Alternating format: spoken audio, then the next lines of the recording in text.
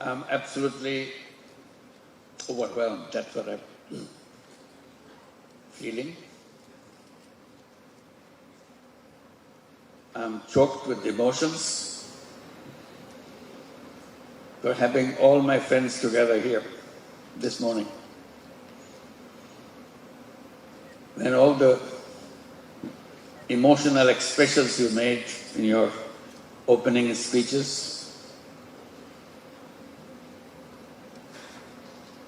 Thank you for those words of emotions.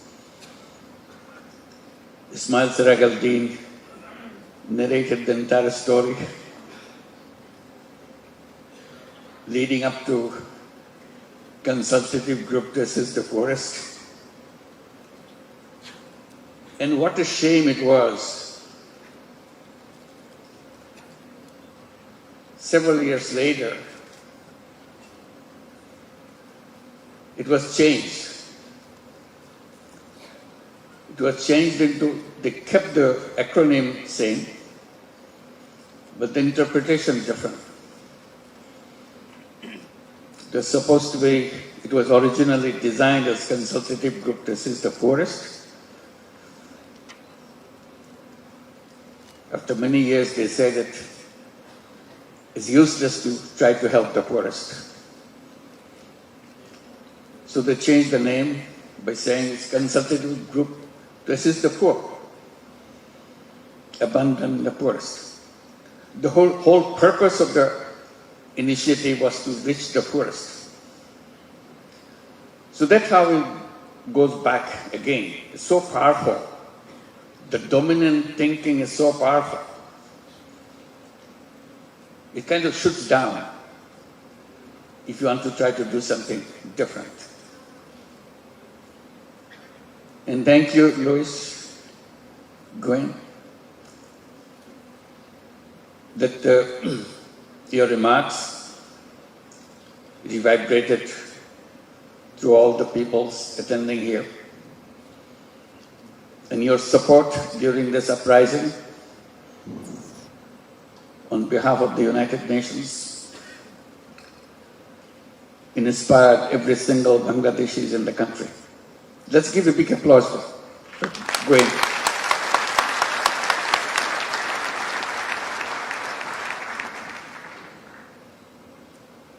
And Caddy, you reminded us the entire sports area that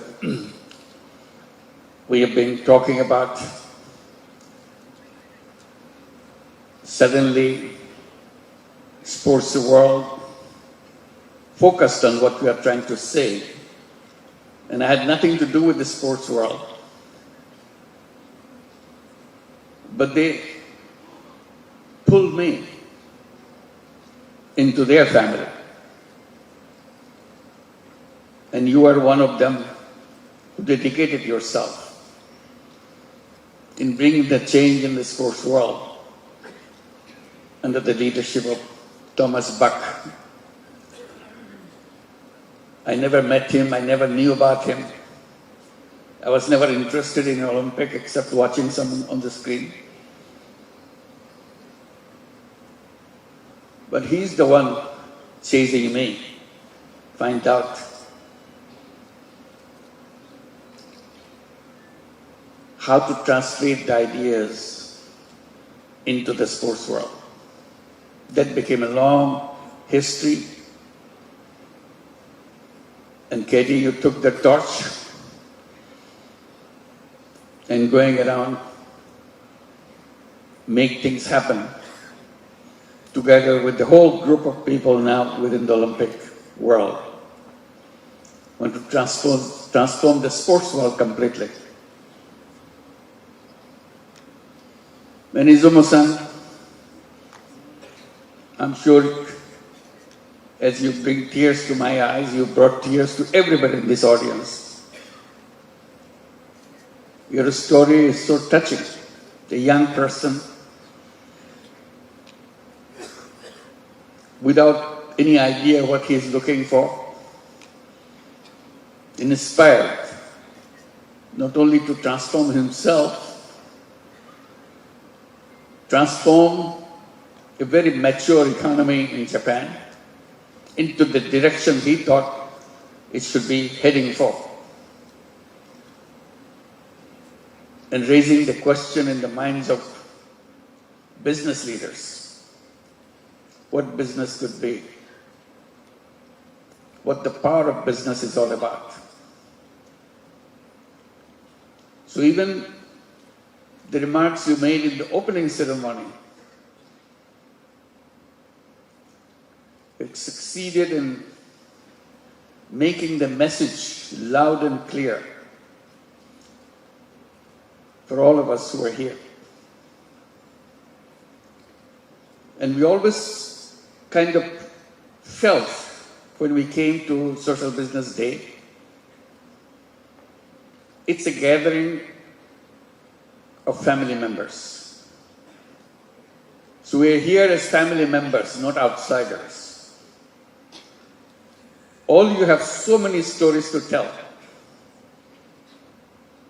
And I was guessing 80%, maybe 85% of the audience here are regular participant of the Social Business Day. So it's nothing new. We gathered together not for making speeches, it's to inspire ourselves. We always defined our Social Business Day as an occasion for recharging our batteries. Somehow when we go get things done on something, we feel that maybe we are losing our energy, we need some excitement. So this is the occasion that brings this excitement back to us. By seeing each other, by hugging each other, and looking at each other. We don't have to talk. By being together itself does the magic. And that magic pushes us to do things in a much more powerful way than we did before. Reach a lot more higher level than we reached before. So that's what the Social Business Day is all about. As a family gathering, it's more by hugging each other than talking to each other. We communicate. And that communication, in inspiring each other, has become more important than ever before. The context, we hope that will change for better. The context seems like getting worse. So we need to draw more inspiration than we have ever had. While we're having this Social Business Day here this time, I felt very jealous. Because I was not in organizing this. I always did. That's what I did, organizing the Social Business Day with the team, working day and night. It's a hard work. But this time I was completely left alone. I was not involved. But I'm here, oh my God, they did a fantastic job. Let's give a big applause for them.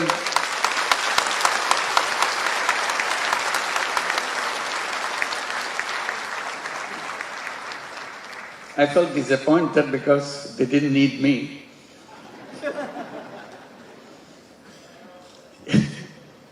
But they did a wonderful job. And the fact that we can march on wherever we are to reach the goal that we set for ourselves. That's the important message that we got. And one more small kind of anecdote to go with it. I was sitting here and watching the stage and all the facilities. I entered the door here. I was here before in an empty hall, empty place, and wondered when we will have our conference here. This was built for Social Business Day, but you couldn't hold that Social Business Day. Not because we are not ready, because government will not allow to make it happen. What a strange way. This is nothing to do with anything government should worry about, but we are not allowed to hold this. So this is the first time we are holding Social Business Day in this facility. We spend a lot of money, a lot of energy, a lot of time behind it to design things how it should be, because it's our dream thing. It was very difficult to find a place to hold the Social Business Day, and very expensive too. So we thought, why don't we have our own facility? And we did, but we are not allowed to. The last Social Business Day we held, we couldn't come here. So we finally decided to hold it in the hotel where our foreign guests were staying, because they will not allow us to go anywhere else. So that's the kind of absurdity of the reality of life. It doesn't make any sense to anybody. Why anybody should be interested in a topic conference which has nothing to do with any politics here or anywhere. If you want to look at in a kind of a way, some do-gooders want to talk about what they want to do, that's all. Not interfering with anybody's work. So we had to stop holding Social Business Day in Bangladesh. So we're looking around where we can go. The last one we held in Philippines, Negros Occidental. Negros Women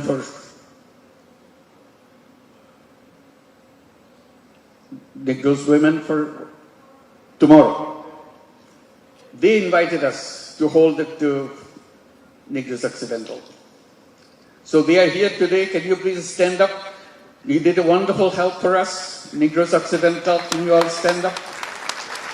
Thank you. Thank you very much. They had wonderful arrangement throughout Philippines to make our Social Business Day happen. Not only in Negros Occidental, also in Manila and everywhere. And prior to that, we were invited by Al-Bukhari University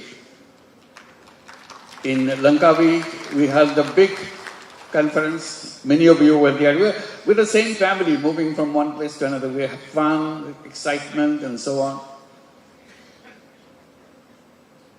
And thank you, Al-Bukhari University. They are all here. Malaysian delegation, will you please stand up? Thank you. Thank you very much. So finally we are here, one after another. In the meantime, we move on with the new frontiers. And many of the organizations came out with the bold programs in their own context. Today, 38 countries participated, did you say that? Yeah, 38 countries already here. Not everybody in other countries could come. They needed to. They were preparing for that, but somehow couldn't make it. But welcome to all the 38 countries who are present here. Our families spread around the world. And we are looking forward to see that we can reach out to your countries and hold our conferences and share our experiences with each other. Because what we are trying to bring in is a message of changing the world. So we need every nation to participate, every nation to address the issues that we have been raising all these years. And the message is a very simple one that we have been repeating again and again. Message is we are on the wrong path. If you keep on pursuing this path, all we end up with massive disaster. We cannot escape from that because the road is just heading for that disaster. All we are trying to say, we don't have to follow that road. And we must not follow that road and end up in disaster.